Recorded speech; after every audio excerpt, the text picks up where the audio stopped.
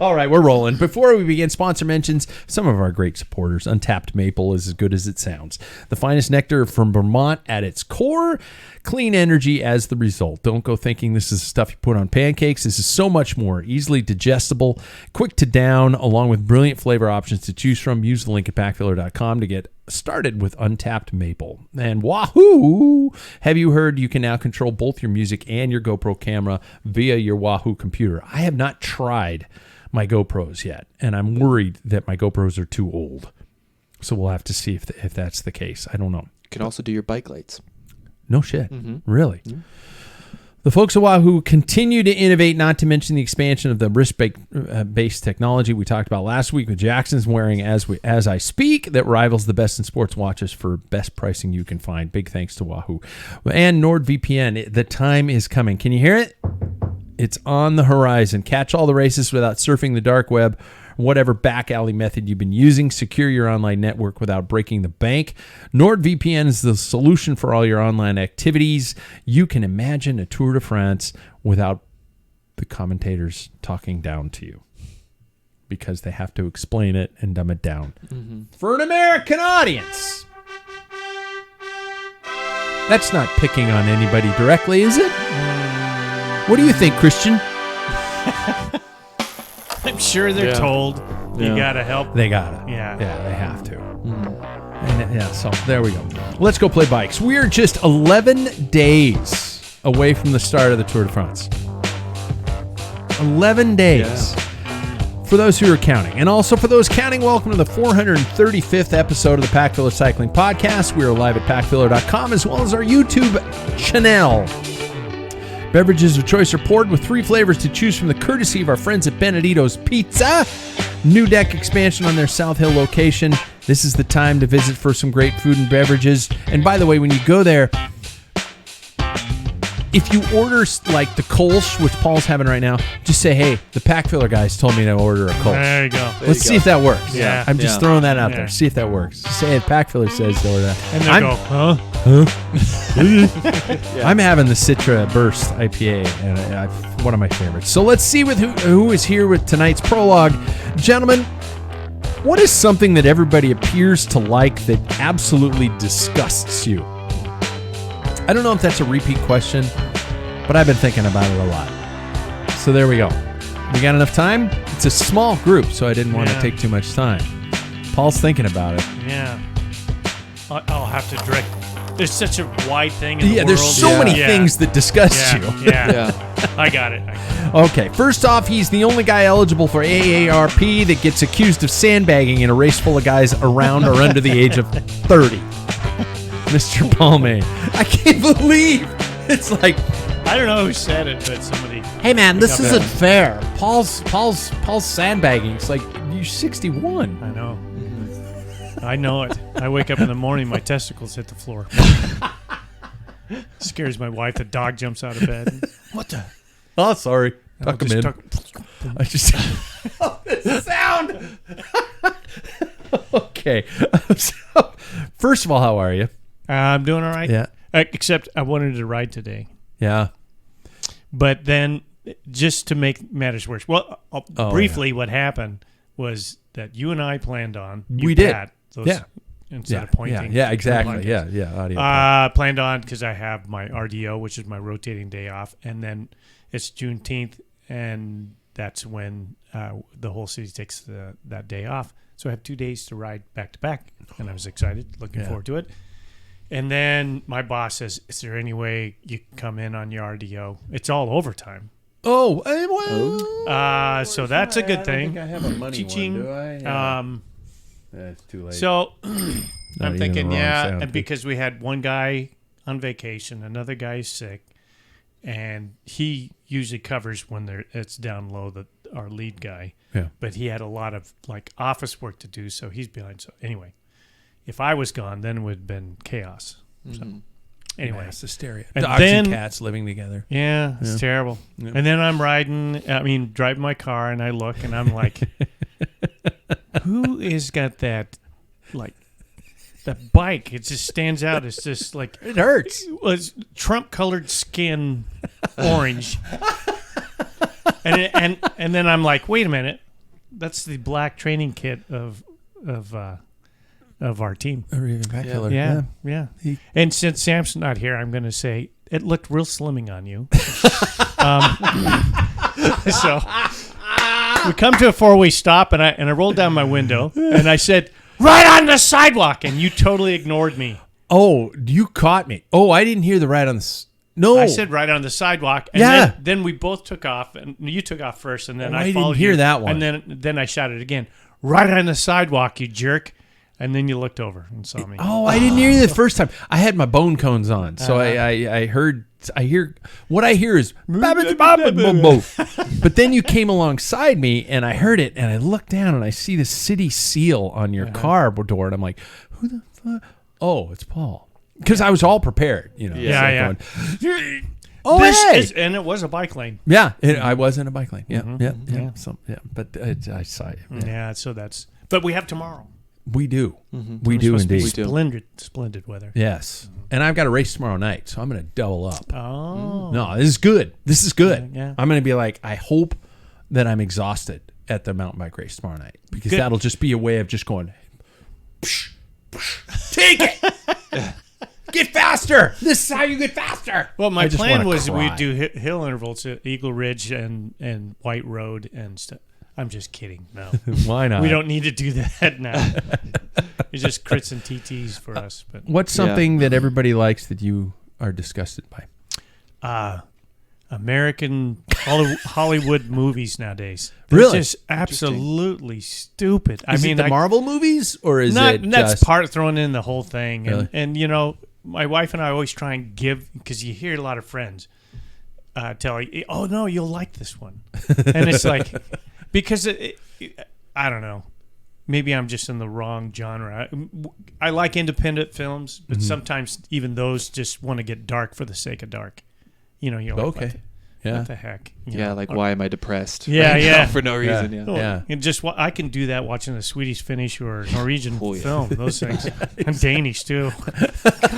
No wonder they can't write in the dark. They just think miserable thoughts. The darkness settles in to my soul. So we watched what's his name, Cumberbatch, Benedict Cumberbatch. Yeah, absolute great actor, and he was in this.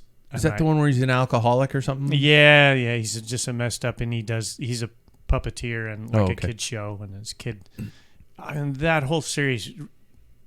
We binge watched it because it's like it's got to get better.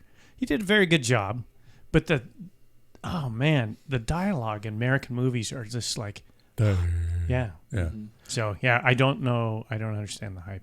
So you obviously don't watch network TV then either, no, because network TV is garbage. I haven't watched probably since Seinfeld went off the air. Yeah, to be honest with you, I tried watching other things.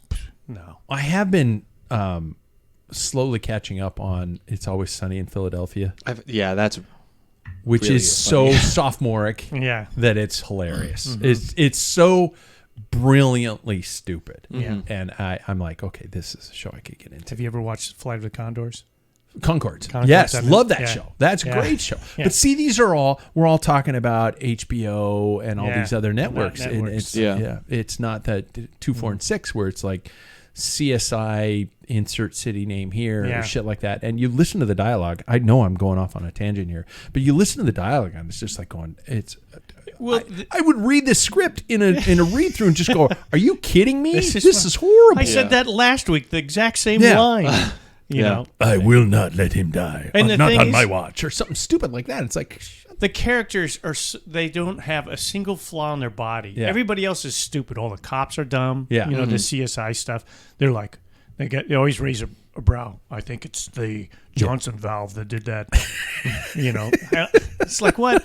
And they walk away in slow motion, and they're always in a chevron pattern. Yeah. As things explode in the slow background. Motion. It's like, how many times and how many movies do we see that? Tarantino did that as a joke. I know. Yeah, exactly. Anyway, I'm done. Oh, my God. Next off, he's willingly going to sleep in his car this weekend. Mr. Jackson Bulger. Yes. This weekend, my wife and I are going to go car camping. We bought a mattress that fits our car and everything. So it's actually going to be like very comfortable. Was We're that a gonna custom order, or do they? No, they you just know, come? you just like I have a 2013 This is Subaru Outback. Subaru. I mean, Yeah, of course, I you're mean, gonna everything find that, for yeah. Subaru in the Northwest. I just typed it into Google and it brought me to Amazon, and there, I'm not joking, are like options and options and options that you can scroll through. So it's gonna be fun. Yeah, I think it's the way to probably do it. order some with have little pockets so you can put your stash in it. Put your weed in it. Yeah, can zip open the entire air mattress and just fill it with that. Yeah.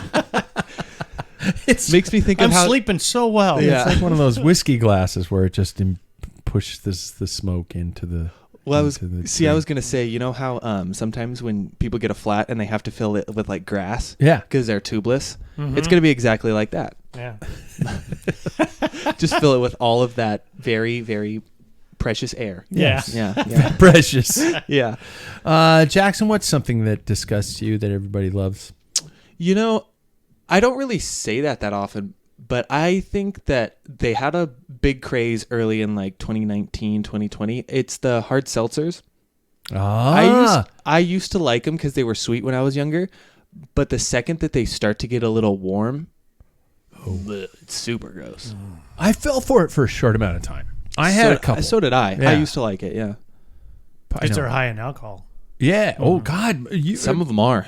Yeah. You guys were telling me the other night they're like over 7 or. Well, that was a cider.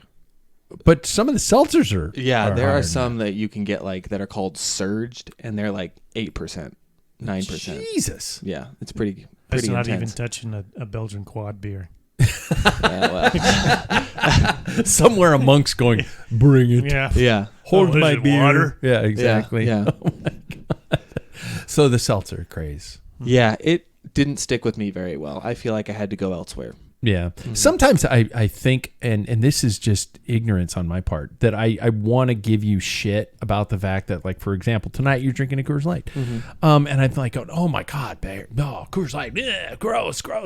And then I try to actually peel back the layers of bullshit in my brain and go back to when I was 25 and realize that I think I drank the same shit. Yeah. And it's just my attempt at empathy. I don't know if it's going to work. We'll see. It's an experiment. I attempt. It depends on the day and the time and if I'm in the mood. But I every once in a while will go for something else out there. I tried. I think it was a Brick West Pilsner a couple of weeks ago that I really liked. Yeah, that's a good one. So I try everything. It just Yeah. I definitely like the big Belgians are hard for me to drink because those are such a different flavor. Oh the my IPAs God, are really hard for me. My wife likes the IPAs a lot, but I just can't get that used to that flavor yet. It's that classic acquired taste thing, you know, which is not bullshit because it is true. I mean, when I first started, I thought I was drinking kind of high end beer when I was drinking Fat Tire ale. And I thought I was like, oh, this is good. And then I remember trying some IPAs, and I jokingly always said that they taste like earwax. How do you know what an earwax tastes like? I don't know. But Just yeah. a second. Yeah, exactly. Give me a second. So it's just, why, just why rush into it? Why force it? Me, I apparently swear too much still. I'm getting that feedback. I'm Pat Bulger, and you are not going to change me. and my thing that still disgusts me to this day, and Jackson would know immediately what I'm going to say, are mushrooms. Mushrooms disgust me. I was a good person this Christmas, and I made a beef Wellington. Speaking of which, Gordon Ramsay, I hope you're feeling okay. Did you guys see the video, Gordon Ramsay? Yeah, big bruise. He had a cycling accident this past weekend, and he went online and talked about the fact that helmets are crucial and helmets are critical and helmets are brilliant, and they saved his life. And you see a picture of his Specialized helmet, and it's destroyed. And then he pulls up his shirt, and his entire torso on his right side is black and blue, just crazy. Oh my God, it looks like it hurt. What did you say he did? I don't know Was it a mountain bike? situation. No, it was on the road. Yeah. But he's a triathlete and stuff like that. No. Yeah. Right. Well, yeah. And then I did hear another podcast that actually made a good joke, and I'm gonna use their joke. when they said he pulled up his shirt and his skin looked raw. It's raw. So I made a Wellington with the mushroom paste on it and stuff like that, and it just reminded me how much mushrooms is just eat dirt. I like Just that. call it good. Really? God, I hate them. Well, you'll Hate never have to mushrooms. spend an unbelievable amount of money on them. Yeah. The higher they get, they're really expensive. And then what do the expensive ones taste like? More dirt? No, the texture has some of the factor too. See, that's my Have problem. you ever had Portobello? They're not much flavor for me. I don't think. Really? It's just big, huge. Yeah, but you're biting into it. It's like The texture is what you it's have a problem with. and flavor. I mean, everything across the board. good They're sauteed the mushrooms. devil's weed. Oh man, they're horrible. I love them. All right. Well, as some of you might see or even hear, we're a few Waples short of a Waffle House. But that just means you'll be able to hear more of the intro. You will be able to converse amongst each other, and we might have some more beer than usual, especially if we have to keep hitting the quota, because David's not here. That's right. No Sam or David. So apparently people think the show is overall nicer. And I do want to address something. There were grumblings that I was being picked on by Sam last week, and that was absolutely 100% true, but I want to address that. This show is about characters in cycling. If you've ever been on a ride with your so-called friends, you know what I'm talking about here. You intentionally put the hurt to your friends. You laugh about being punished by your friends. You quite frankly ball bust your friends, and that is what we do here. If Sam is making fun of me, it's the fact that if he was making fun of the fact that I was slowest in the bunch if that was to actually hurt me, I might need to find another group to go ride with. And some of the fastest cyclists in the area. I'm this. Yeah. So anyway, I hope everybody on the show, as well as the listeners, know that this group is a studio. In this studio is a great group of friends, and in some cases, family. Obviously, family. Genetically, family. Yeah. Think of this as a ride, family gathering that actually enjoys the humor at each other's expense, and I hope you, the listener, also get that joke. So we will bust occasional balls here on the Packviller, and I hope it never stops. With that being said, there, I got that out of the way. I want, it just. No, Sam did not hurt my feelings. I'm not Did I today? Seeing black look slim? No, that was funny. See, okay. I appreciate humor because it is slimming. Yes. I was melting because it was quite Why warm. did you cuff your sleeves? I didn't.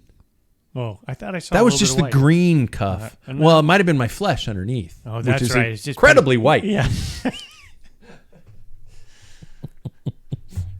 No, I wear that jersey when it's around 50, and it's perfect. Yeah. Like if it gets above 55, I start to get a little warm, and I got a little warm today because I did intervals today. Nice. Speaking of which, how's everybody's cycling life been this past 7 days? Good. The past 7 days. I didn't ride on Friday of last week, and that was it. I have ridden since Friday. I rode on Saturday inside because we've had It's been really bad weather. freakishly bad weather here. Yeah. I rode inside on Saturday. We did 50 miles on Sunday, and that was good. When we sprinted, I did a lot more power than I thought I actually did. Yeah, we sprinted for a city limit sign, and I hit 13:40 or something like that. Do you know which one it Wow. was? Was it I think it was Freeman? Yeah, I think it was Freeman. The second one? When we all went for that one. Okay. Yeah. Yeah. So like I did bigger numbers on that day than I really thought I was doing, which I guess shows that I'm in pretty good form right now. Mhm. And then, yesterday I rode inside because it was super bad, and I did the same today. So I'm excited to be back outside now because the indoor trainer I will use it when I have to, but that is the limits of my want to use it. I'm getting tired of having to use it a lot. I haven't been on it, and I haven't done weights, and I haven't done any of those strength training things. I stopped, and anyway. Paul, how's your cycling life? Well, Thursday would have been great, but I had my class for work. Yeah. So I've donated 2 weeks in a row $30 to Badlands, but they deserve it. They put it on. I'm not sure about that. I could hear you. I could hear your suffering in the text stream. Yeah, on that Thursday. I'm watching the clock, and I'm like, I gotta get out of here. I got paid an hour of overtime. Oh, So there's a bonus good. there, so I made my money back. yeah. I guess so. Would you, man? You had the little ones, the grandkids coming. You had all that stuff. I had grandkids and a grandnephew wanted to see the last race that's in this area. My grandkids, my grandsons were at RC3 Crit, and they absolutely loved it. And that's, one of those things that I got to have, even if they don't race, just to see that and know all about it. Yeah. Because it's foreign. I mean, it's foreign to kids that are, my oldest grandson is 9 and the youngest one is 6, soon to be 7 in August. So, those are the things you want to add fuel to the fire a little bit. So, Yeah. But they were planned on going, and I'm calling everybody. I left deep in the valley, and I still had to pick up my bike and my gear and get the gear on.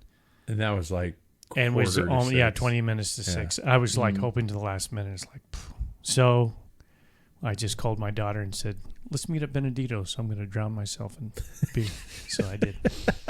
But yeah, we not rode an alternative per Uh-huh. se, but yeah, Saturday. How did I miss the ride Saturday? there was a ride on Saturday. Yeah, I don't think I rode. We all myself. bailed on Saturday because it was like it's supposed to threatening be rain bad all weather. day. Yeah, yeah. And it was windy as shit. Yeah. It was really windy. Yeah. But it was supposed to rain when we were going to go out. Yeah. And we had obligations, my wife and I, at 3, so. Oh, okay. So Yeah. anyway, and then I thought Sunday's ride was kind of fun.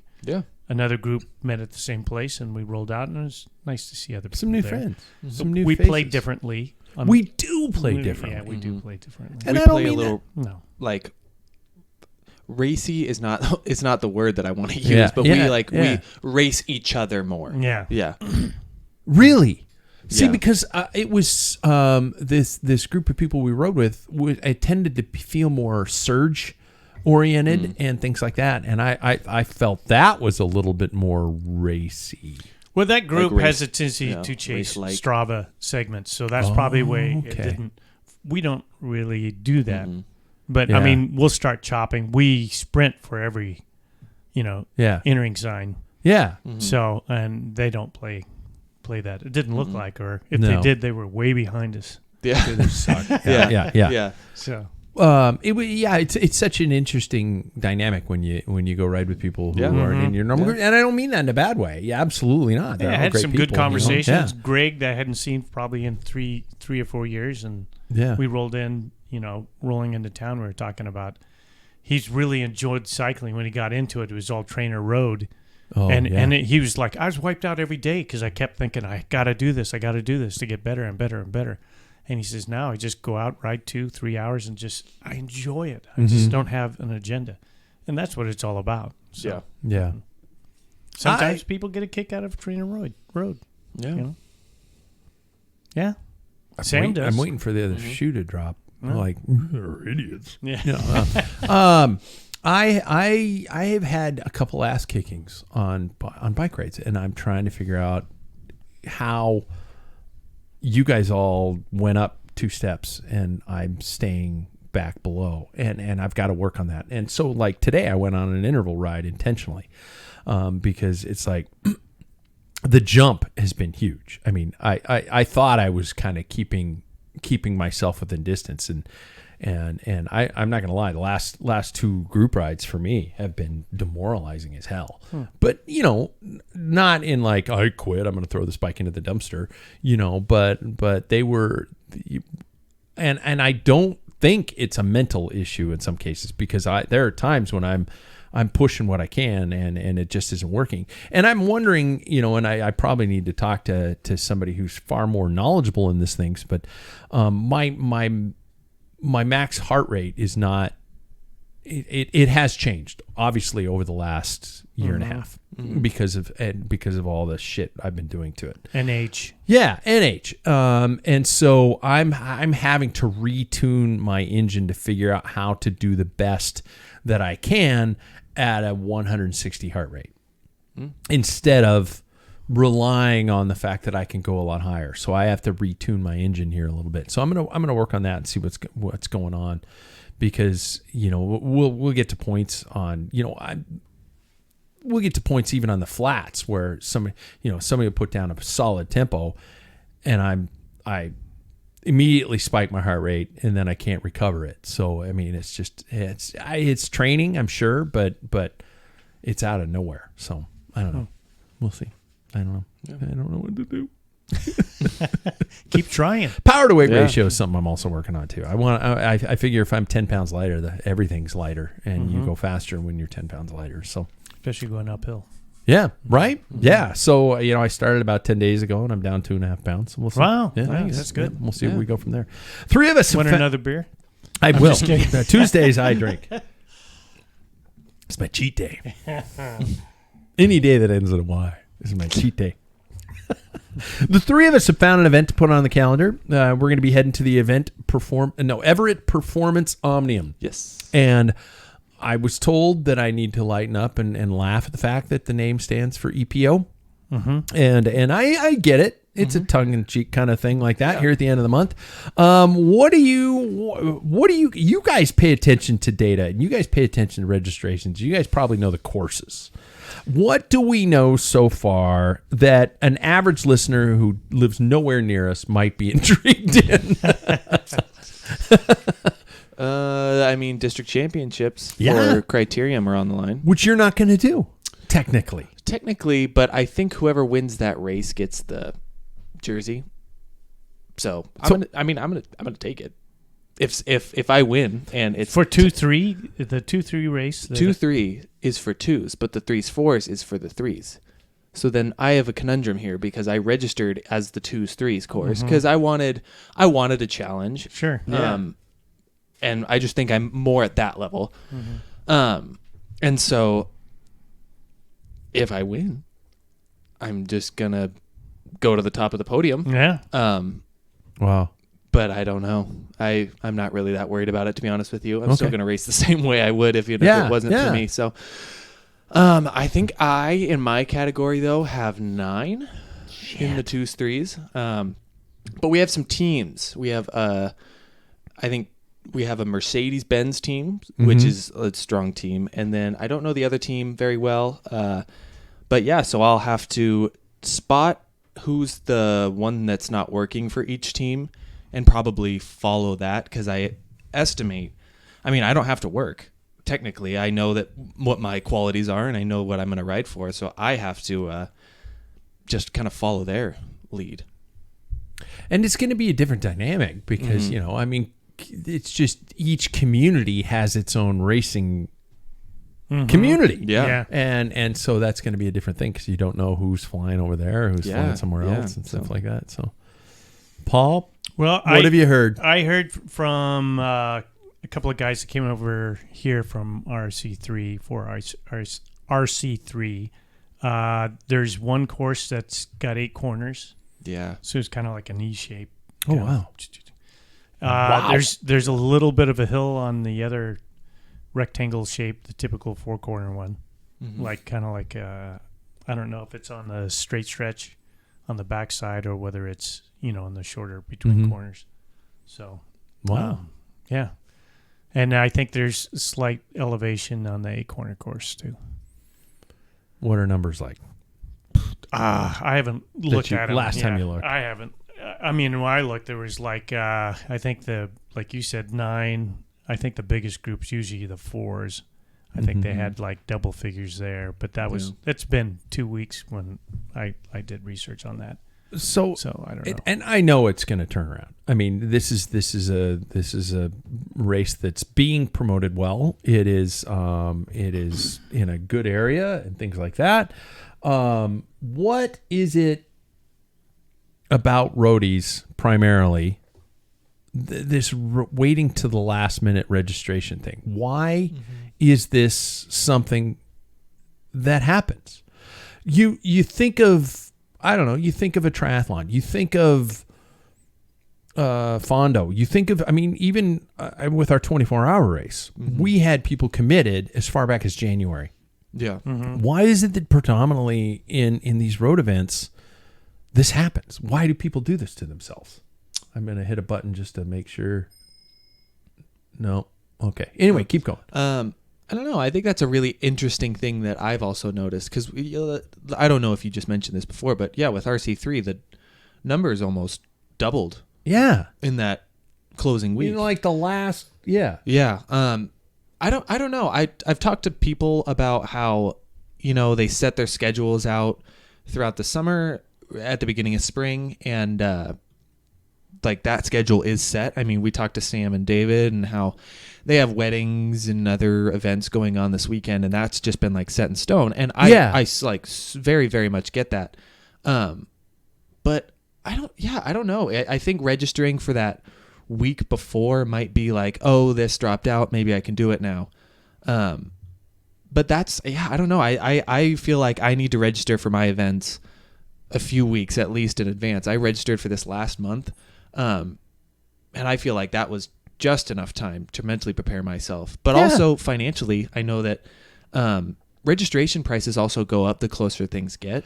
Do road events do that, though? Well, RC3 did that. They did. And they did a pricing tier. Yes. Okay. And so did our local Criterium series. Mm-hmm. They also changed their pricing as later time got close. Thought. Yeah. But that doesn't seem to phase roadies. Well, I will say that, let's be honest, roadies are the ones that have the most expensive bike. Gravel bikes cost a lot less and mountain bikes cost a lot less. So realistically, we are spending the most on our stupid gear. That's the key word. Yeah. So it just blows me away that, and especially when, an event and a promoter is probably sitting up at night thinking about this stuff. Oh my God, we have 9 people in our 1s, 2s pros or 2s, 3s or whatever it is. And I've got the permits, I've got volunteers, I've got shirts, I've got fencing, I've got rentals, I've got radios, I've got all this kind of stuff, timing that I have to pay for. And I'm not saying that promoters are all in this to make a huge profit. Mm-hmm. But they got to make. They got to clear. They got to clear. Yeah. And you sitting at home going, we'll see. Maybe I'll register on Thursday. When's the deadline? Hi David. But that whole thing is just I really don't understand the concept of that. Yeah, as in promotion for the EPO, obviously I have a finger on the pulse, and also the director reached out to you. So it wasn't really on my radar unless you're really searching. Mm-hmm. So maybe that's part of it, but I would think people on the west side, the population would be a lot more, especially through club to club, and and just to explain this type of race, it is kind of set up like Tulsa Tough a little bit. Yeah. So there's an omnium. You can do all 3 if you do 1-2. So they have a Friday, Saturday, Sunday. Mm-hmm. Then the other lesser categories are an omnium for Saturday and Sunday. Yeah. So what a great deal. The prices it's not the price. It's not that. So as it stands now, the 2 3s for their omnium, there is 10 entries. And that'll 7, probably quadruple at least in the next couple of weeks. But the behavior. So they have a total for Friday, Saturday, Sunday omniums, 40 entries. 40 riders for all categories. And then 32 for that says Thursday, Friday. So, Friday, Saturday, Sunday. Then it says Omnium Saturday and Sunday, 32. So Friday's race, 1 entry. So those are probably people outside of doing. Yeah. Okay.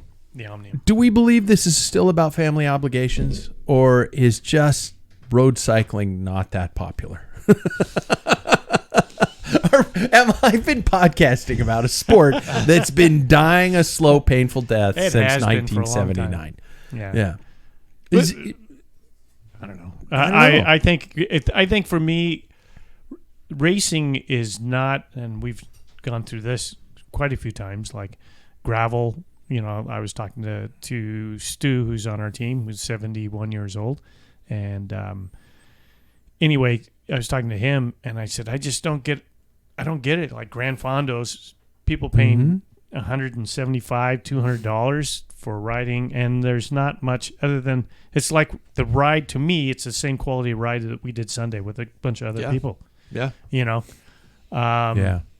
And I just don't want to spend money that way. There's something different for me personally. So when I pin on a number, it doesn't matter if it's a local race or something. It takes me to a different level. There's something invested in me when it's classified as a bike race as opposed to a fun ride.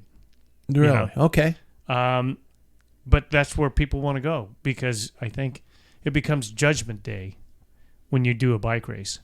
If you suck, everybody's going to see you. Yeah. I think there are a lot of people who race fondos. And I think that competitive fondos are a thing. No, I wouldn't deny that. Yeah. But I also think that, and I've said before, the fear of entering a bike race and getting dropped and your day is over is powerful. Mm-hmm. Why would I pay money to get dropped and have a blue shirt tell me my day's over, especially a crit or something like that? I mean, I also think about it too, that I think that to put together a season of road racing mentally is kind of, it can be tough, because I think that you have to stay competitively, like, put in a specific mindset for quite a while. I mean, we went from April all the way to mid-June, and that was like, I mean, and I tried to stay on the series points the entire time, and that was like mentally, I had to always show up on Thursday ready to go.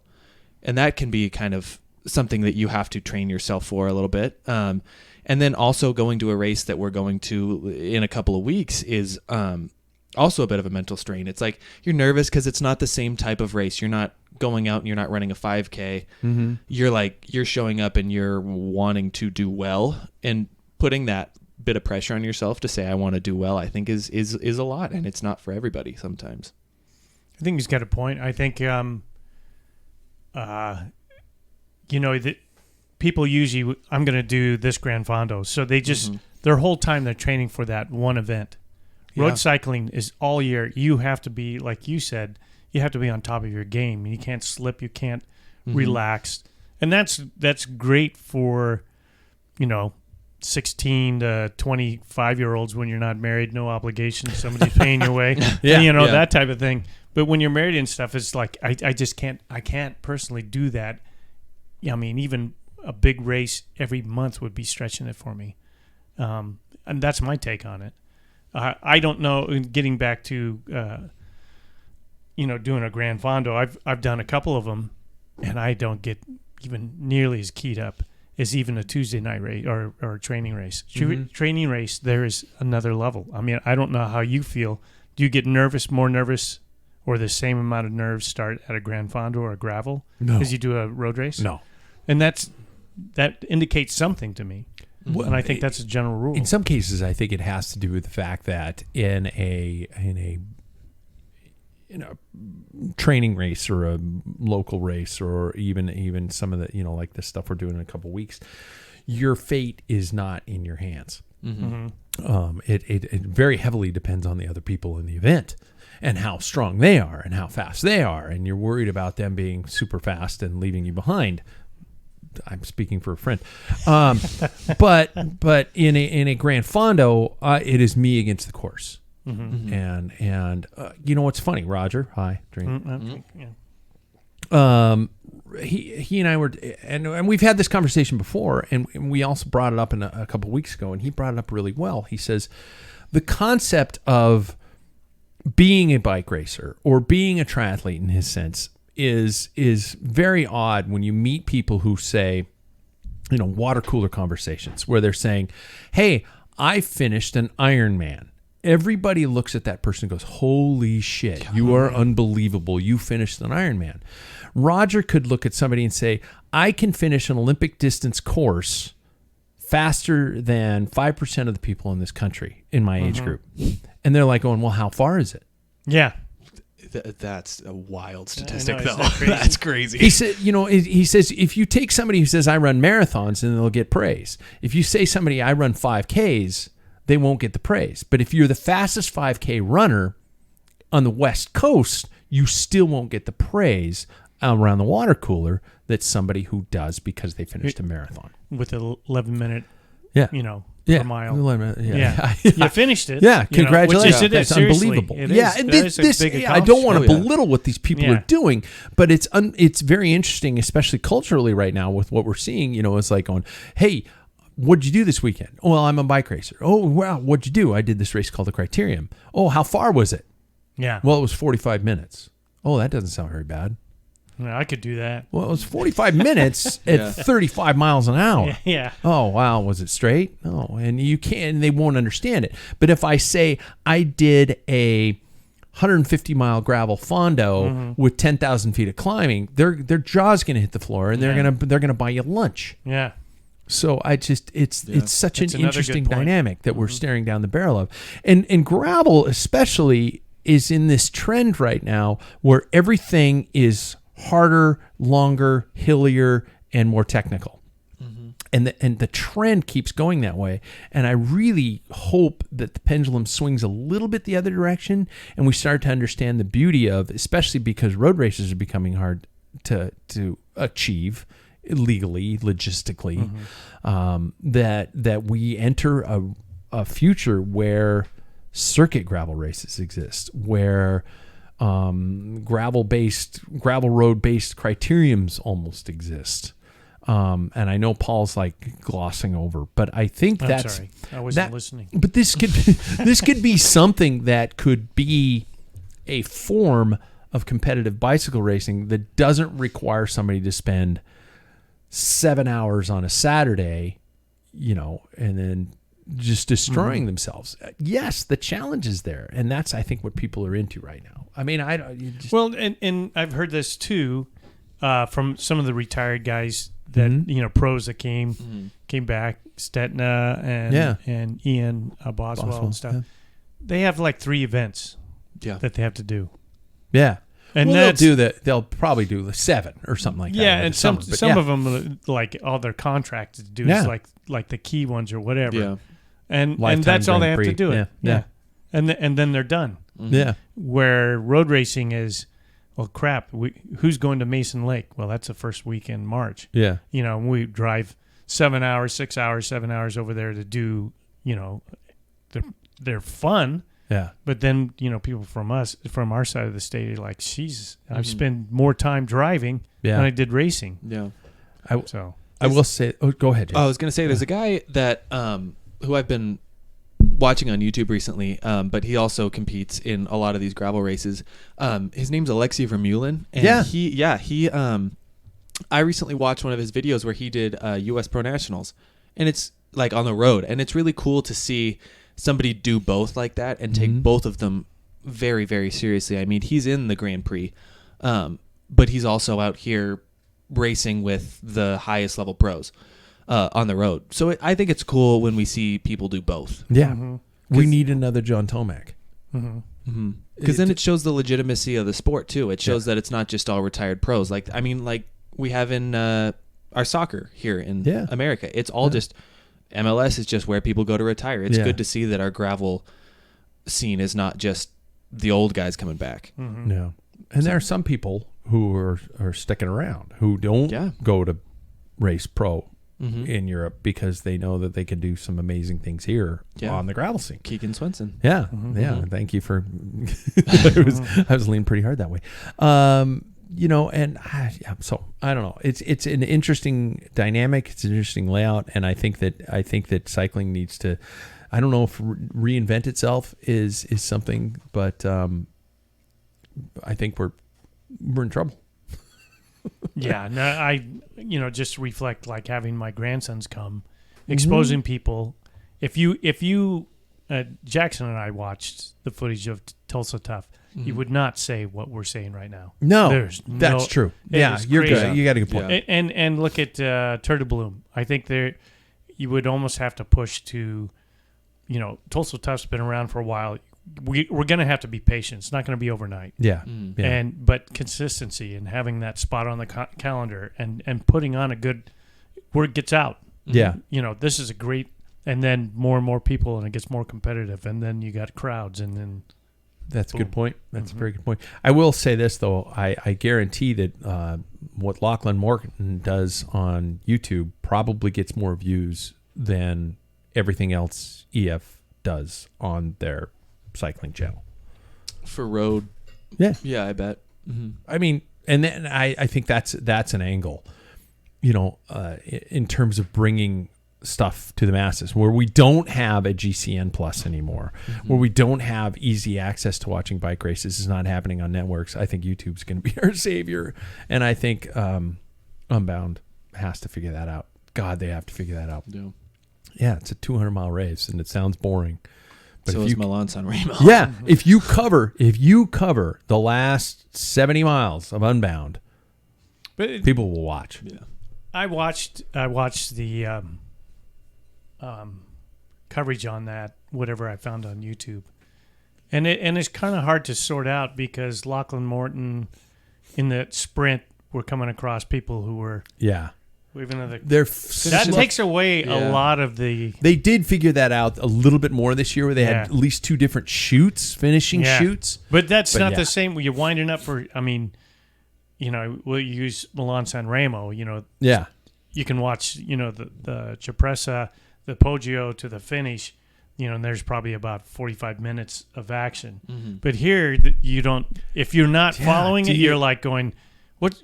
I thought they were in the lead. Yeah. Who's that?" And then they're, there's just people scattered. So, and that's because the shorter distances are finishing. Exactly. Yeah. So how do you do that? Well, you run them down a different road? No. Because those people paid their money. Yep. And I'd take away the spirit of gravel. Yeah. Yeah. Do you run them the day before? No. Do you run them the same day? Yeah. God, that's okay. So many questions. That's what kind of hurts the television a little bit. Yeah. I would say. Yeah. Okay. I'm going to try news, and my computer's been wonky, so hopefully my new news bumper is going to play.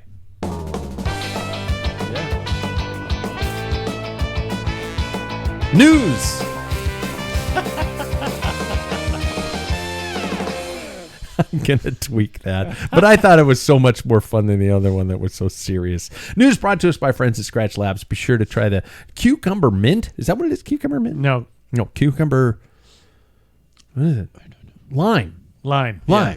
And salted margarita just in time for the summer. I'm going to try the salted margarita, but I'm not going to try it on my bike. We have a link all set for you on our homepage. The Tour de Suisse is our looking glass top story this week. A lot to come out of last weekend's Tour of Switzerland. Amazing show, of course, by UAE's Adam Yates as well as João Almeida, taking the top 2 spots and multiple stages along the way. Biggest thing to look forward to is right now being handed to in the lap of Tadej Pogačar. Each of those 2 riders being scheduled to be in support of his quest for the Giro Tour double. I guess my main thing I'm going to ask you guys during the news segments is thoughts. Yeah, this is a crazy team that they're bringing to the Tour this year. I mean, we have those 2. Not to also forget we have Marc Soler, Tim Wellens, and then at the back of that you have the reigning Giro champion Tadej Pogačar. Yeah. It's going to be a really, really good team for them this year. So I think we're going to see what Jumbo can bring, but it's going to be really hard for a recovering Jonas. But it's also Jonas Vingegaard, so he could come out with unbelievable form. Who knows? Yeah, I think it was interesting before the big crash and everything. Everybody's like, "This is going to be the best," but everybody's had. Even Tadej just finished the Giro, so everybody's been taken down a notch. Yeah. Mm-hmm. So it'll be interesting to see what happens if everybody was able to show up. It's still fun. Have you guys watched Unchained yet? I saw the first episode last night. Mm-hmm. I will be on episode 3 now. Okay. Mm-hmm. I was going to go on a tangent, but you're doing the news, so I'll stop. No, my wife actually looked at me last night. She said, "Do you want to watch another episode?" And I went, "No, I want to go to bed. I can't emotionally handle it." She's like, "What do you mean emotionally?" I'm like, "This is important to me. Yes, I know who's going to win the race, and I know the end of the movie, technically." But it's how they present it. Yeah. Mm-hmm. And I think it's way better, I think, production wise Than last year. Yeah, I agree. And storylines and narratives Yeah. are way better. Oh, okay. And I don't know about you, but there's a couple of situations I'm like, oh yeah, that happened. Yeah. And then you see the backstory behind it. It's like, oh, that's not how it looked. No. I have really learned to not like a very individual writer. I'm not going to say who it is, but Does it he start kinda with a sucks. J and end with a P? I mean, no. first name No, J, it doesn't. second name P? No, it doesn't. Oh, really? It's somebody else. Okay. You'll find out. Okay. Yeah. Oh, you don't want to spoil it for me? Yeah. Bless your heart. Yeah. Yeah, they peel back the curtain on a couple of people. You're Yeah. kinda like, yeah. That you're like, wow, he sucks Yeah. to be around. And I It know who isn't- you're talking about. it isn't- And he's made another comment before the tour, It isn't This a year? specific writer with kind of on the a, same line. with a slightly bleached section of hair in the front of his head. No. Okay. He's, Well, then Wow. he's not even. He's Because not Wow was really throwing in a that too much. fit. He was pissed when he finished. That's the called first good episode. editing. I think. Yeah. like, I think it was pretty mad. I mean, I was mad. Yeah. Yeah. It made me feel validated. I'm not going to lie. It made me feel good about myself. And then we saw this photo a couple weeks ago of that Visma Lease bike released of a arm-in-arm group, including Jonas and Wout and Christophe Laporte and things like that. And there's a lot of speculation going: are these guys on the Tour de France team? And thoughts? Most likely, I would think. Yeah. Yeah. I'd be surprised. I think that Wout's. I mean, if he's racing, what did he race a couple of weeks ago? He raced. Yeah, I did. Norway. Yeah. In Tour of Yeah. Norway. I mean, if he's racing, we don't know how Jonas is. Nobody does. And then Christophe, Which is brilliantly played. yeah, Yeah. yeah. And then Christophe Laporte has had a shitty year, really shitty year. So let's see what that team looks like. Yeah. It'll be interesting. You know, they have for backup. Who are they going to have? They have Sepp Kuss. They have Matteo Jorgensen. Mm-hmm.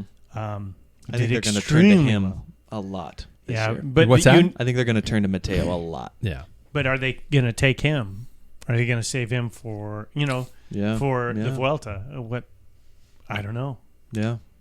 Because do you need Interesting. both Matteo and do you need a backup for And- Jonas? Is that their backup for Jonas, or is he going to be? The thing about Matteo is too, you're also looking at, this isn't a guy who's never ridden a 3-week Grand Tour.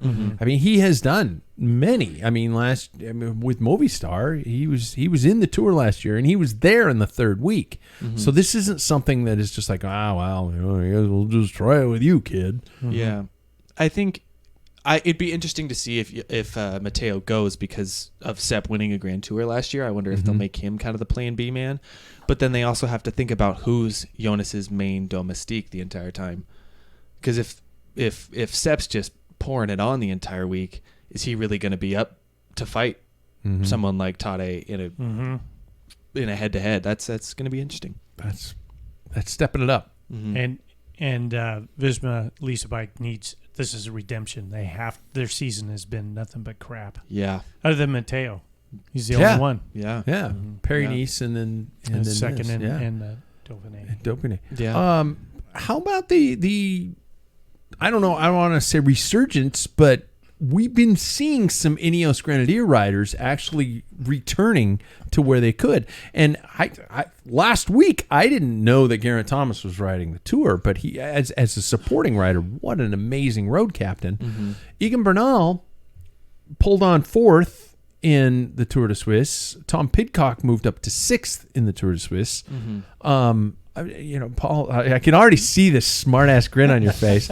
And thinking, by the way, I'd love to have a specific show about how many riders over history have been told because they did well in a one-week stage race that they should be a Grand Tour rider and focus on that. I don't think Tom Pidcock should step anywhere near a Grand Tour attempt. I think Tom Pidcock has his gift.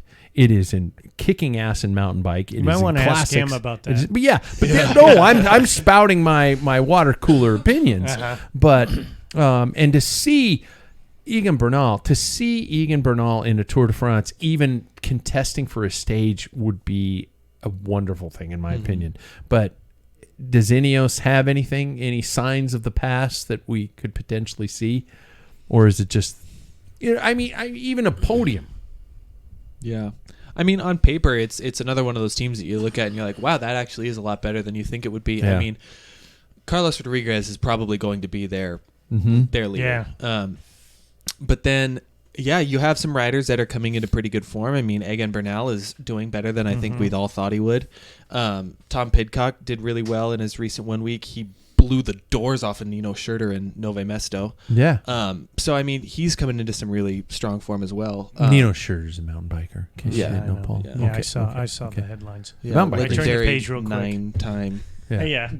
world champion. He's You know, Yeah. Swiss. I think he's going to have a gold medal in this. But anyway. if Tom Pidcock races, he won't. But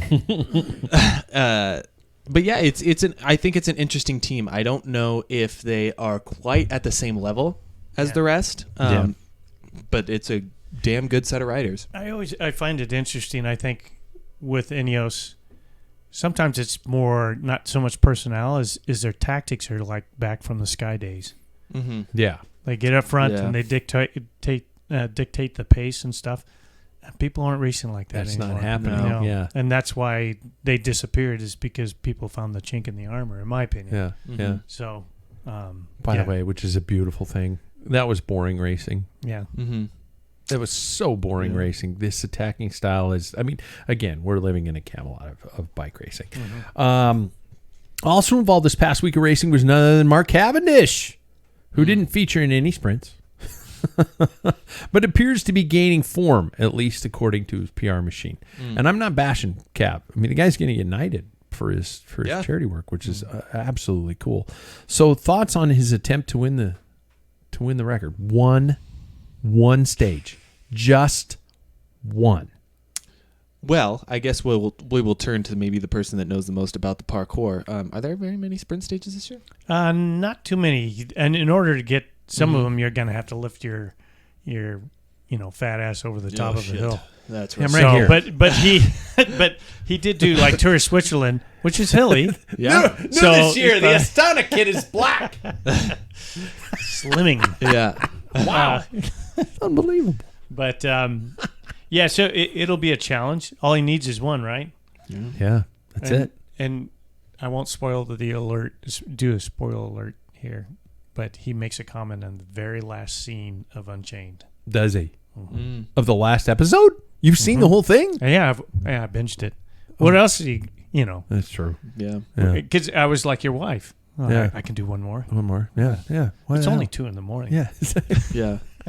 I think it's going to be very tough. I think that there is a Alpecin de Koenig team that is going to want all of them. And Yeah. I think it's going to be tough for Cav to beat that.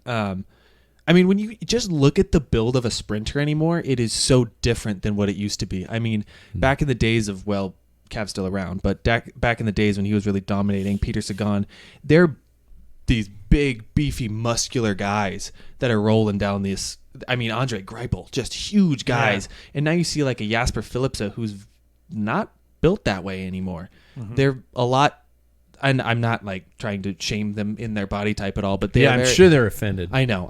Well, I just want to put that out there. But they're built just very differently now. They're a lot slimmer. They just have that raw power out of somewhere. But yeah, getting over those climbs, and that's why I bring that up. Getting over those climbs is going to be a very interesting thing for a rider like Cav.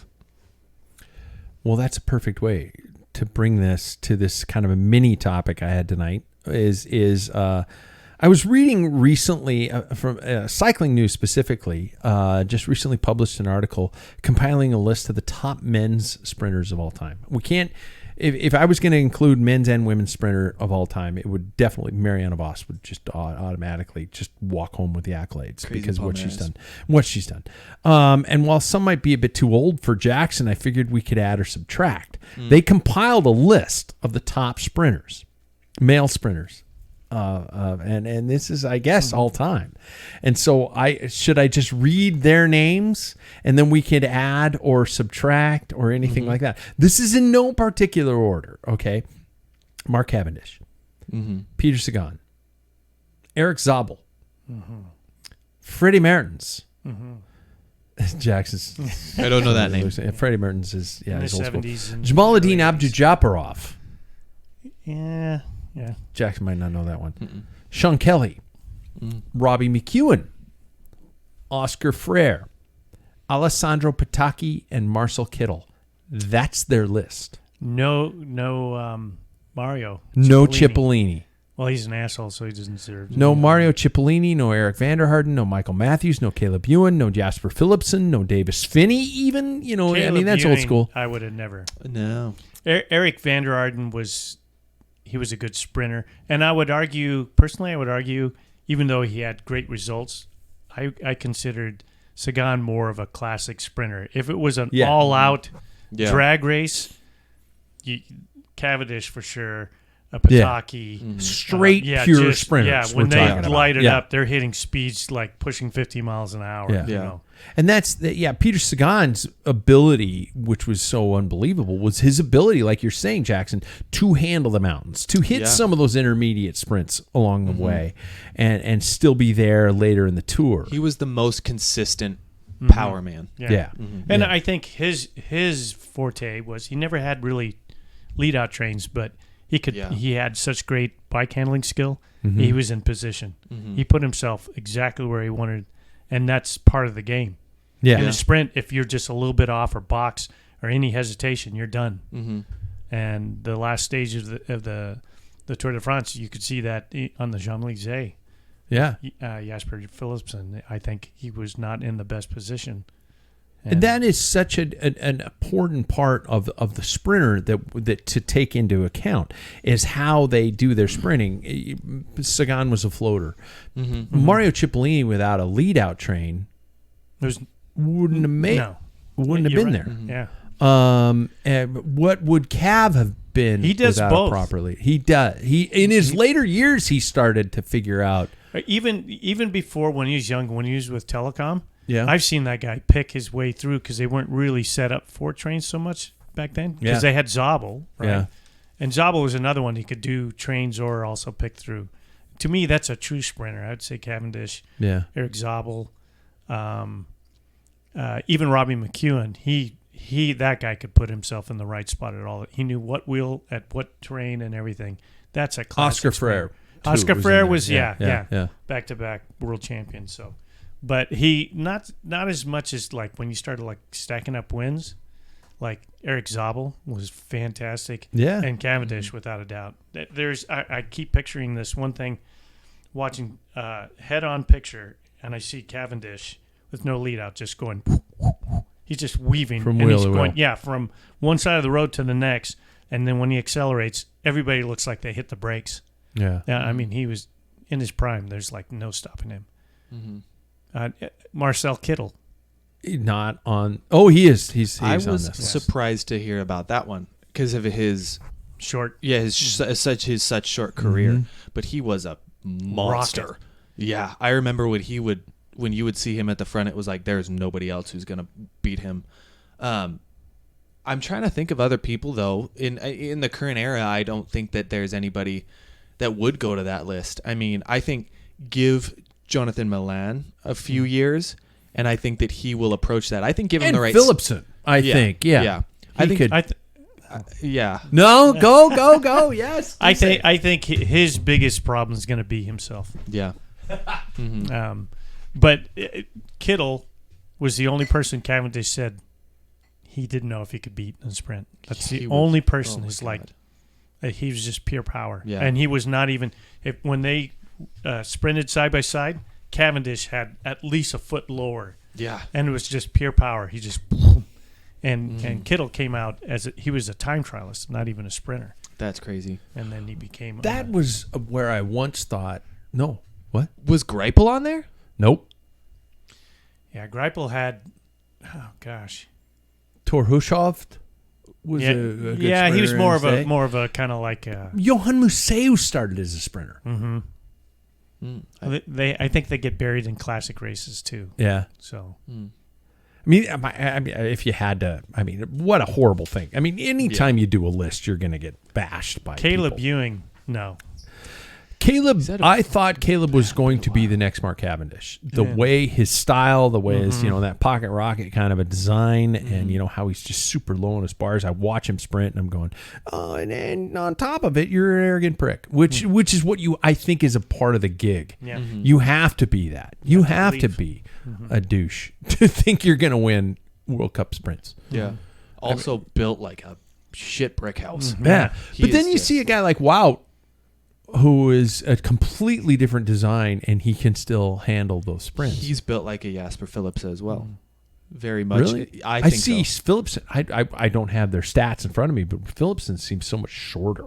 Well, I mean, like body build. They're not that thick. A little like- more lean. Yeah. When Yeah. you look at like Caleb- Groenewegen. Yeah, Groenewegen Thick. is Yeah. built like that. Yeah. Thick. When you see Yeah. those guys, Yeah. their legs are the size of your Yeah. They're like midsection. track They're riders. massive. Yeah. Yeah. So Jamaldine Abdou-Japarov. Abdou Japarov. Yeah.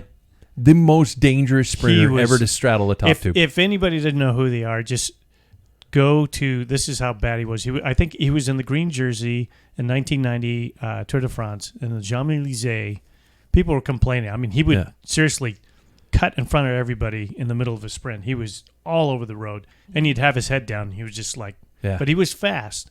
But his crash on the Champs-Élysées, look it up on YouTube. God, crashing It on is that surface. freaking brutal. It were is. it's nasty. And How they all walked away from that. Well, he had a broken collarbone and concussion, and in order to keep the green jersey, he carried his bike across the line, and they took him to the hospital.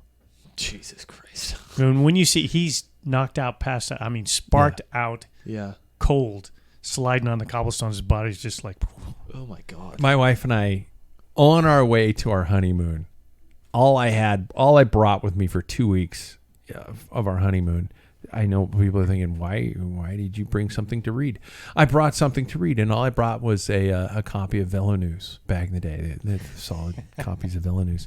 And while we're driving to the airport, we had to drive to Seattle to take our flight, and my wife's sitting beside me with the Velo News open, and she's trying to pronounce names, and it took us half of the drive for her to kind of dial in Jamaldine Abdou-Japarov, Jamolidine is the first name, and then Abdou-Japarov. I mean, I remember, I was like, you get it, honey. It's okay. And I was not being egotistical because it took me months because we had just read back then, and we didn't have Bob Roll correcting us. Yeah. I mean, you have some of the Eritrean names that are also Yeah. pretty intense. I'm trying to. I just had it on the tip of my tongue, but Gebrek Zabier. That's one of them. Now, Emmanuel Gebrek Zabier. How many times you guys have to correct me on Tade's name? That was a tough one for us That to was a learn while too. for me Yeah. to figure it out. Uh-huh. Yeah. Pogacar. Pogacar is how we first started. Mm-hmm. Yeah. Yeah, How do you say it? Pogacar. Oh, I say Pogacar. Pogacar. Pogacar? Yeah. He got you? Yeah, exactly. Okay. Or Jonas Vingegaard. I say learned that- Vingegaard. We learned that last year. Yeah. I know, but I refuse. I say Vingegaard. It's technically not Mads Pedersen. It's Mads Naz. Pedersen. Oh, when I had Cavendish's lead out man, Michael Morkov. Uh-huh. Mikhail I Morkov. said, "Welcome to the show, Michael Morkov," and he's just like, "Fine," Yeah. Yeah. even though it's More cow. Mikhail Morkov. Morkov. Yeah, it's something even more sounds like that. I think he's so used to hearing it that he doesn't give a shit anymore. So Stupid American. yeah. So okay, we are. If you had to pick a top three of all time, your personal list of top three favorite sprinters, who would they be in no particular order? See, for example, I would go with Sean Kelly because of his versatility. He could sprint in so many different situations, and he was always up there. I would go with Mario Cipollini because he was a pure sprinter. Get me an open line of sight with 300 meters to go, and the game is over. And I would probably put Eric Zabel in there because of his versatility and his palmares. So those are my 3. Mine's going to be a lot different because I don't really know that. Absolutely. And that's what I'm saying. That what will make it so interesting is because of the different generational times. So, yeah. I would say Cav for sure, just with what he can do. I think I'm going to say Peter Sagan because I think he took that role and revolutionized it for what it is. I think we now see what Peter Sagan created. And I'm going to say for the future, I think we're going to see Wout van Aert become like that serial Grand Tour green jersey winner just over and over and over. God, I hope so. I hope the higher powers don't turn him into you could win a stage race. Yeah. Come on, Wout. It's fun to win stage races. It's like I'm making millions of dollars and winning. Anyway, Paul? Now I didn't see much of his racing, but Freddie Martins, he won 13 stages in the same in one Vuelta. tour, right? Yeah, Vuelta. Yeah. So, and he won the Vuelta on top of that. And it wasn't as hilly as it is now. Yeah, So yeah. I'm assuming most of that. And most of his wins were in sprints. But I would have to say Cavendish is number 1 without a doubt.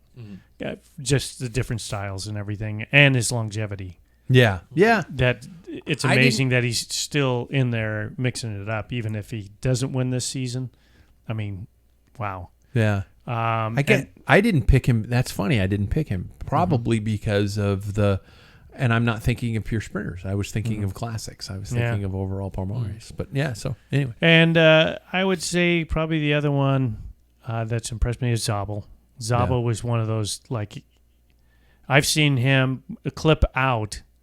He pulled out of his pedals and got snapped back in. Didn't win, but like moved up. And I'm like, how in the world we're at full cry. And it's like, geez, that guy could accelerate. And what did he have, 4? Milan San Remos? Yeah. So, and that was when Milan San Remo, they thought it's become a sprinter's race.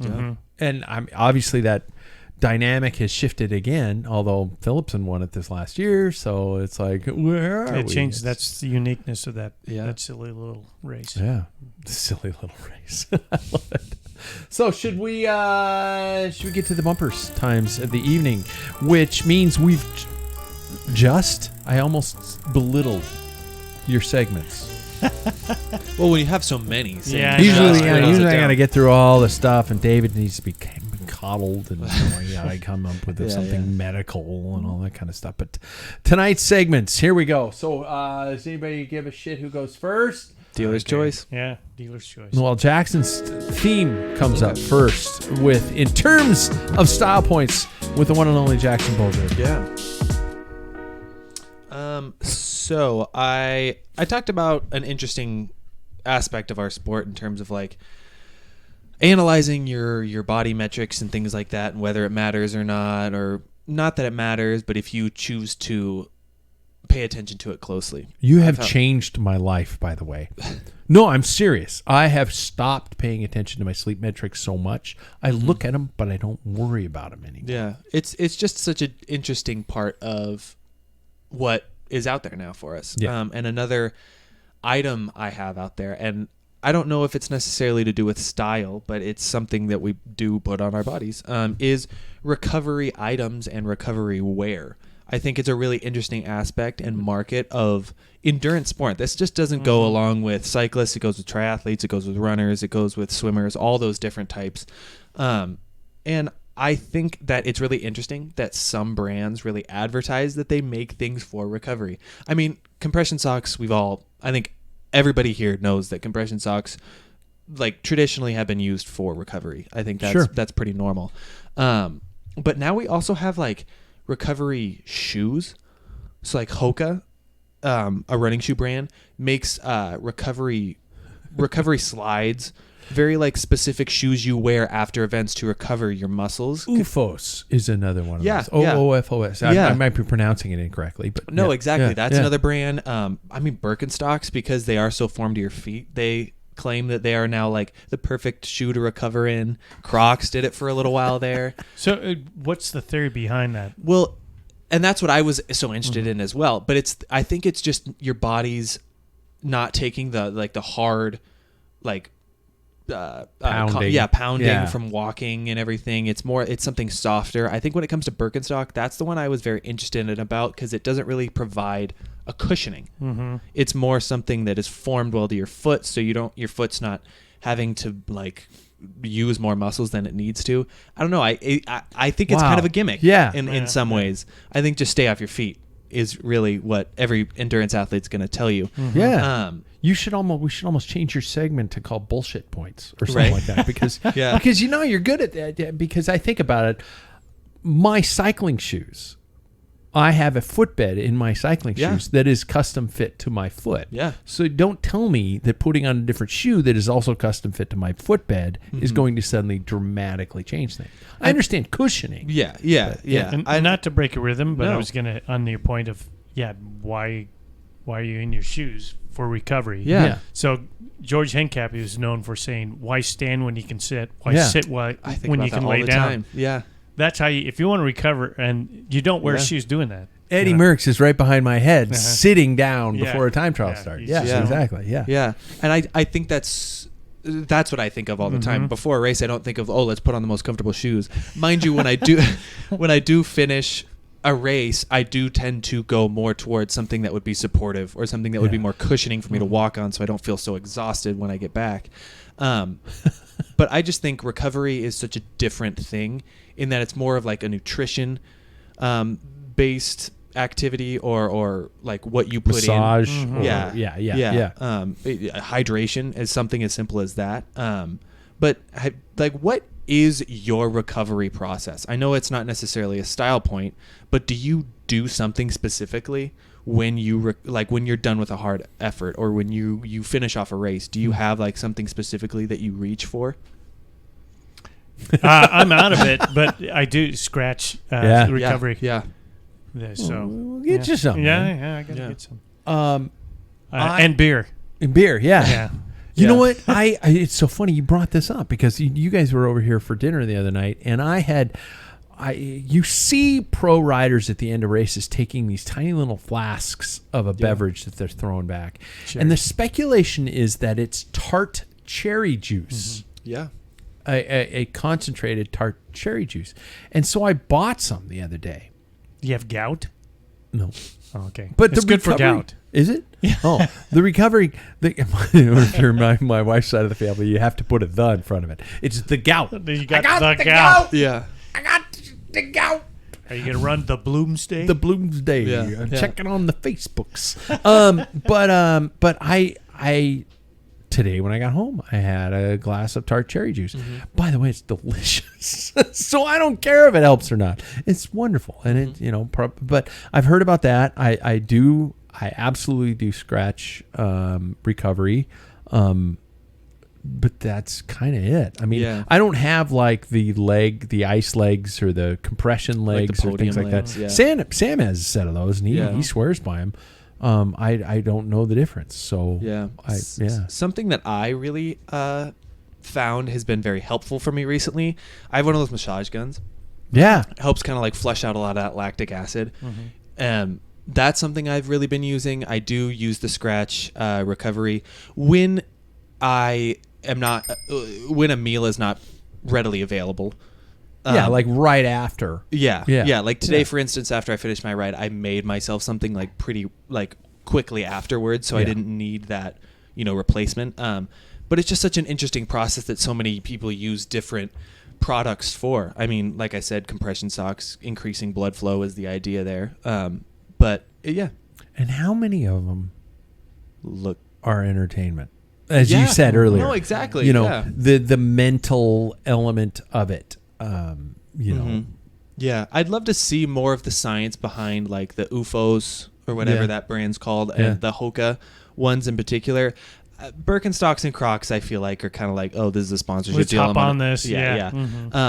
But those are like labeled as recovery shoes. Yeah. So I'd be interested to hear the science behind why those specifically are like the recovery shoe to put on. It's an interesting market, and I think that we are a very marketable crowd when it comes to any aspect of our life. 100%.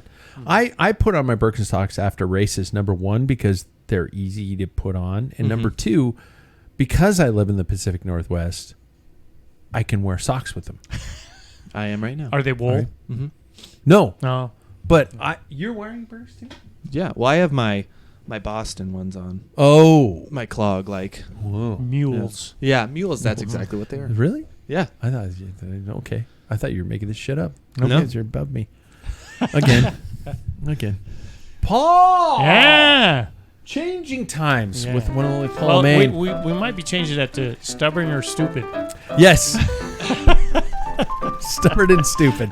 Because that came out and I was like, everybody responded to it. Yeah. Stubborn, but I'd have to comment on that. And this is your segment. So changing times is yours. Well, if you stubborn could- or stupid is, I think, when we just do some kind of a, Jane, you ignorant slut. Yeah. Yeah. And I might trip upon some kind of statement or claim that you could say, well, that's stubborn and stupid. Yes, exactly. What do you got for us, man? Yeah. Well, I was sitting there on a ride Sunday. We're talking to, I talked to Greg. I've mentioned before that I hadn't ridden for a while, and he listens to the show. And I was talking about like the entertainment. We were talking again, kind of saddling up to what your segment was, and getting all that. And I said, the funny thing is, everybody knows my history. I don't, since I lost my first Avocet, I don't read computers. It was all this data was just inundating me. So, and he said, I had Whoop for 6 months, and he said, I got in that same thing. It's just like it was a stress point for me. Yep. And I said, I bought a new pair of wheels that have a power tap in it. And that's basically what it is entertainment, because everybody, says, how many watts, that type of thing. And I used it for that for several rides. But one thing that was weird, that of all those rides, my average RPM was 71 on all my rides. You want to know what mine was on Sunday? What's that? It was 71. Let me see. What? We are twin flames. Yeah. And you spin a little. Well, you are now, I've noticed, you used to spin a lot more than you do now. Yeah, I grind up it now. I don't know what changed, but Yeah. Welcome to the dark side. Yeah. But then But anyways. that kind of launched this whole thing. Is I really like the equipment we have now, and I don't want to go back to steel frames and box rims and stuff. But competition, you really didn't get an advantage. I mean, most of the bikes cost almost exactly thank you. the same. Yeah. You just, somebody had a Scapini, and that was a rare Italian bike, or somebody had a Clanago. Oh, wow. Yeah. A Davidson, this is a handmade in Seattle, or, a Fuso by Dave Moulton, and blah, blah, blah, blah.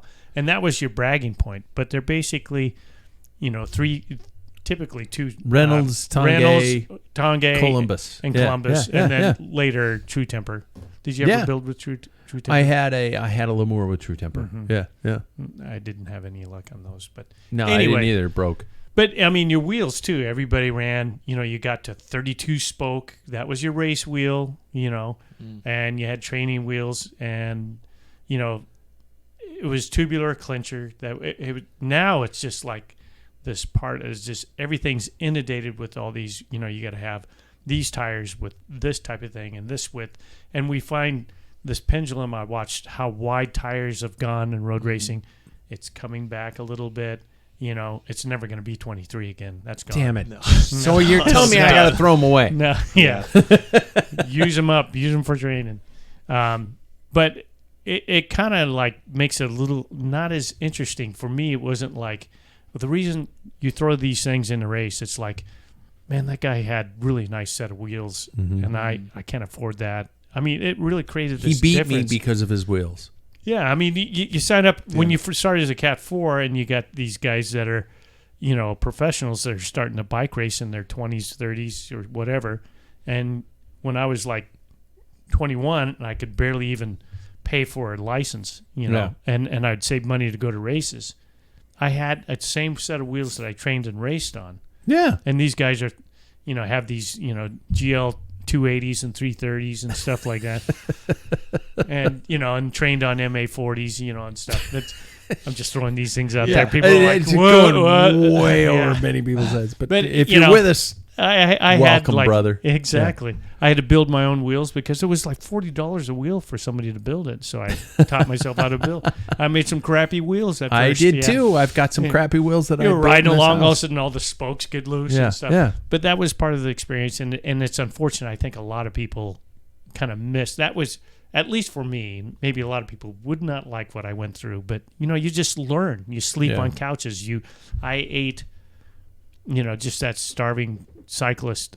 I ate in the morning. I had oatmeal, and then I had a baked potato with butter and salt and pepper, and a banana in between. Yeah, you know what I mean. And then noodles with butter and garlic and pepper, and that's all I could do for like a year. But I raced every 4 days a week, and that's all gone. Yeah, it's unfortunate. And mid-ride race food was either a banana or Fig Newtons for me. Oh, Fig Newtons, or I was going to say, are those shitty Nature Valley granola bars that would dry up your mouth. If you're breathing really hard, they would be like inhaling gravel. Yeah. But you know what? And this is, sorry, Jackson, we're capitalizing the old man part of the show, but I miss the times when the gear didn't make the difference, especially when it comes to time trials, where we are now in a time where you're going to race time trial districts, and I won't go because there's no point in my going, because I don't have a TT bike. I don't have a TT helmet. I don't have any of that kind of stuff, and it would be futile for me to go. It'd be a joke. I would, and so I miss those times where the equipment didn't make the difference. And that's gone. And that's never going to come back. We're never going to suddenly even the playing field. The haves are going to have, and the have-nots are going to have not. That's the world we live in, and it will always be that way. But there are ways in which, my dad always says it's all in the legs. When I was a kid, and I'd look at a kid with another kid with a different bike or a different set of wheels or something like that, he said, "Pat, it's all in the legs." And he was right back then. But, and the other factor or other point I was going to bring up was that you had to learn, doing this. You didn't have data to tell you your position. You just you had to work and find out the hard way. You lived and died on learning, and I got lower and lower because then I realized, well, I'm not. Takes less effort, and that's where I designed my position. That was just through experimental. Now, there's juniors in this country that are in wind tunnels. They're getting everything. That's probably some of the reason why we have younger pros starting off. Is because all this technology, and that was, reflectively at the time, I just wanted to get to the point where I was the best I could be. But it was taking a long time. But that journey, I think, it's kind of disappearing with all the data. That's the unfortunate thing. We've got a young guy in our community right now who we ride with regularly, who is strong as shit, but so upright. Torso is like, "Hey guys, what's going?" He's like a meerkat riding down the road. And I'm not going to mention his name because I don't want to embarrass him. But I was just like going, if somebody taught that kid to bend his elbows, he would be, 150 watts faster. Yeah. Well, and there's something interesting as well about what I even learned is that, give yourself time and give yourself the grace. Because give someone like that 10 years and, oh my God, you're going to be strong as hell. I remember being there and always being in the pack, but then wondering why this is more difficult or why I'm having troubles because I just didn't know. And nowadays it's you learn through the hardships, which is what another thing why I think road racing has a tough time is that you have to kind of take a lot of it on the chin. It's that learning curve is so mean. But so mean. When you learn and when you finally get a lot of the stuff, it's wow, this sport is cool. It is very cool. Yeah. I agree 100%. I like hearing that. I really like hearing that. I love hearing that. Okay, so we're come to the final K of the night, you guys, and I think I could play this during I could play the outro, and it's quick enough of a response. So the final question of the night is, gentlemen, would you rather, and notice I'm on a would you rather kick, would you rather always be too hot on a ride or always be too cold? Why do you prefer the answer you gave? Jackson. I would way rather be too hot. I despise the cold. I just mentally, I can't get over the cold. Paul? Definitely hot. I can. You would rather be too hot? Easy. I can ride in 100-degree weather Mm-hmm. as long as I have water. You're the guy. You're the guy who's always like start cold, and it blows me away. Because I'm gonna get warmer. Oh, Yeah. I overdress for everything. Well, I always look at the temperature. It's always based on the temperature about halfway through the ride. Yeah. Yeah. Oh, okay. I mean, you saw me last weekend. I had a vest, I had a underlayer. I had all these different things Yeah. because I was too cold. You saw me today. Mm-hmm. I had too much clothing on. Yeah. But I would rather be too warm. I would rather sweat Be than bold, be too cold. start cold. Oh, I hate being cold. It's hard. I hate, especially because we live on a hill and you go downhill and it's like everything sucks. There we go. This brings us to the end of another Pack Filler podcast. Be sure to like and subscribe, everybody. It truly helps. And drop us a review on your favorite podcasting platform because that helps, believe it or not. So other than that, I guess, gentlemen, thanks for being here. Thank you. Catch you next week. Yep. Is it gonna? Au revoir. It's on the other one. It's on the other one.